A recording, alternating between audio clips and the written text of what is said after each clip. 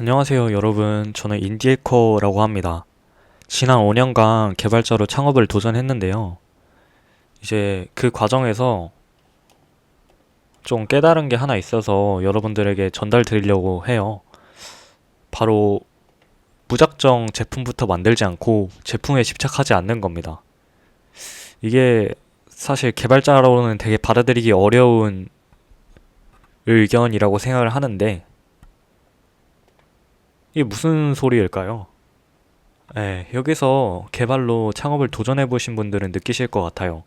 성공한 창업가들이 공통적으로 하는 말들이 있잖아요. 최소 기능 제품을 만들고 빠르게 검증하라. 보통 이렇게 말합니다. 하지만 저는 기능보다 고객과의 관계에 집중하는 게 성공 키포인트라고 생각을 해요. 이 말을 이해하기 위해서 저의 5년 전으로 돌아가 보겠습니다. 애플 창업자 스티브 잡스의 창고 다들 아시죠? 잡스의 시작인 창고는 성공한 사람들의 멋진 오피스가 아니었습니다. 그저 평범한 차고, 먼지 쌓인 공간, 낡은 책상, 뭐 이런 것들이 아시죠? 되게 낭만 있잖아요. 지금은 허름한 창고지만 뭔가 머지않아 이곳은 전설이 될 거야. 이런 느낌. 그래서 저희는 모두 이렇게 가슴 한켠에 야망을 꿈꾸며 개발을 시작하게 됩니다. 저도 그랬어요. 창의력 하나는 좀 자신 있다고 생각했거든요. 그렇게 창업을 하기 위해 저는 수많은 아이디어 대회를 나가게 됩니다. 사람들이 아이디어를 소개하고 저는 무슨 팀을 들어갈지 고릅니다. 처음에는 마냥 설렜어요. 하지만 한 번, 두 번, 세 번 반복하다 보니 점점 저의 판단에 의심이 생기기 시작했거든요. 만약 여러분, 지역별로 사용하는 중고나라 서비스라는 아이디어가 올라오면 팀원으로 참여하실 건가요? 당시에는 중고나라, 번개장터 등 중고거래 서비스가 꽤 있던 때였습니다. 그래서 저는 이렇게 생각했을 것 같아요. 에이, 이미 서비스 있는데 차별점이 크게 있을까? 느낄 정도로 있을까? 그냥 사람들이 쓰던 거 쓰겠지. 이런 식으로 생각했을 것 같아요. 하지만 예상하셨다시피 그 서비스 이름은 바로 당근마켓입니다. 그렇게 당근마켓이 성공하면서 저는 의심이 깊어졌어요.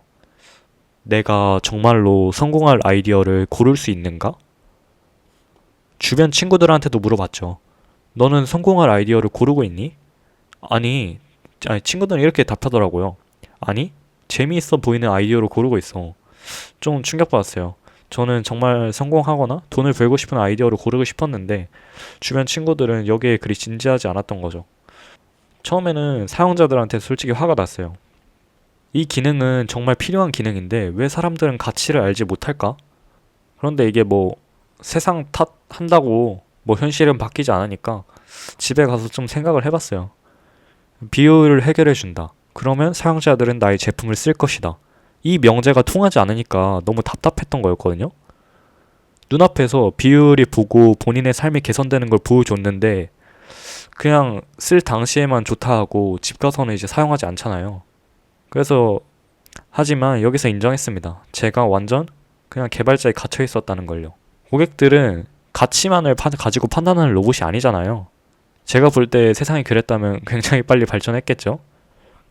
제가 한 가지 떠오르는 경험이 있는데 제가 몇 달 동안 심사숙고해서 이제 배포한 앱들은 그냥 잘 안 됐었던 적이 많아요, 사실. 그런데 어느 날 제가 친구들 몇 명에게 필요한 솔루션을 갖춘 앱을 만들었거든요. 그래놓고 그 친구들 한 5명 정도 됐었어요. 그 5명한테 계속 의견을 주고받으면서 관계에 집중을 하던 순간이었어요. 그랬을 때 이 친구들은 이 앱이 막 엄청 제가 잘 만들었냐 하면 그런 것도 아니거든요. 왜냐면 디자이너도 없었고 그냥 뭐 별거 아닌 앱이었어요. 그랬는데 친구들은 썼을 때 와 이거 처음에는 사실 가치를 인정하지 않았는데 계속 쓰다 보니까 이거 되게 편리하다. 뭐 이런 식으로 팬이 되는 걸 느꼈어요. 그래서 고객과의 관계가 되게 중요하다고 느꼈고 이런 아이디어 대회가 개발자들 사이에서 유명해진 이유가 린 스타트업이라는 책 그리고 실리콘밸리에 대한 막연한 환상 때문인 것 같아요. 이게 한국 사람들 특징일지는 모르겠는데 방법론이 나오면 의심하지 않고 공식처럼 그걸 착실히 이행하려는 것 같아요. 이 방법론을 흔히 MVP라고 부르는데 뭐 이 방법론이 무조건 나쁘다는 건 아니에요. 하지만 제가 가까이서 수십 명의 개발자들의 실패를 보고 느낀 점을 말씀드릴게요. 일단 시장에 대한 이해가 굉장히 적은 상태에서 시작하는 경우가 많아요. 예를 들어 데이팅 앱을 만든다고 생각할게요. 고객이 데이트 앱을 포기하는 이유, 새로운 앱을 사용하기로 선택하는 이유 등 이런 것들을 깊게 분석하지 않고 뛰어드는 경우가 많아요. 즉 MVP가 최대한 많은 걸 시도해 보는데 의의가 있지만 실패에 대한 경각심 부족으로 이어질 수도 있다는 거죠. 이게 진짜 해본 분들만 알 수 있을 것 같은데 정신 건강을 진짜 많이 갉아먹어요. 뭐 MVP뿐만 아니더라도 창업이라는 게 뭐 많이 갉아먹죠. 왜냐면 진짜 수백 시간을 사용해서 개발하고 홍보했는데 앞에서는 고객들이 좋다고 해요. 좋다고 하는데 다시 안 써요. 이게 문제라는 거죠. 그리고 만약 MVP를 검증하는데 성공했다고 해도 그것대로 문제예요. 저희가 개발로 쉽게 창업을 꿈꿀 수 있는 이유가 뭐죠? 바로 만드는 비용이 크게 들지 않는다는 거예요. 이게 장점만 있을까요? 당연하게도 아이디어 검증하면 이곳저곳에서 따라 하려고 할 거예요. 예를 들어 토스와 카카오페이 사례가 있죠. 이승건 대표님이 몇십 년 동안 일해서 빚을 이제 하나 발견했는데 카카오는 카카오페이를 만들어서 바로 아이디어를 빼앗으려고 했어요. 그러면 이제 질문이 들 거예요. 그러면 이제 어떻게 해야 되냐? 그래서 이제 제가 성공하는 스타트업에 대해서 얘기해 볼게요. 제가 생각하는 스타트업에 대해서. 성공하는 스타트업들은 고객과의 관계에 집중해요. 제가 아까 말씀드렸다시피 고객 몇 명과 계속 가까이서 소통하면서 관계에 집중을 했죠. 그랬더니 이 고객들은 저에게 좀 신뢰 자산이 생긴 것 같아요. 뭐 이 서비스가 가지고 있는 가치는 당연한 거고. 그래서 이런 것들을 전부 종합해서 해결하고 싶은 문제 분야에 콘텐츠 크리에이터가 되라고 하고 싶어요. 신뢰를 쌓으세요. 활동적인 소셜 네트워크에 참여하고 브랜딩 하세요. 그렇게 만약 제품 검증에 실패했다고 해서 사람들이 당신의 컨텐츠를 다시는 보지 않을까요? 아니죠.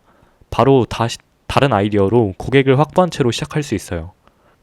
그 하나의 카테고리에는 해결할 수 있는 문제가 무궁무진하죠. 제가 이 말을 하는 이유는 개발 초기에 이걸 깨닫기가 너무 힘들다는 겁니다. 사람들이 왜 이용하고 구매하는지에 대한 이해도를 먼저 높여야 돼요. 실제로 무엇을 해결해 주는가는 그 다음이에요.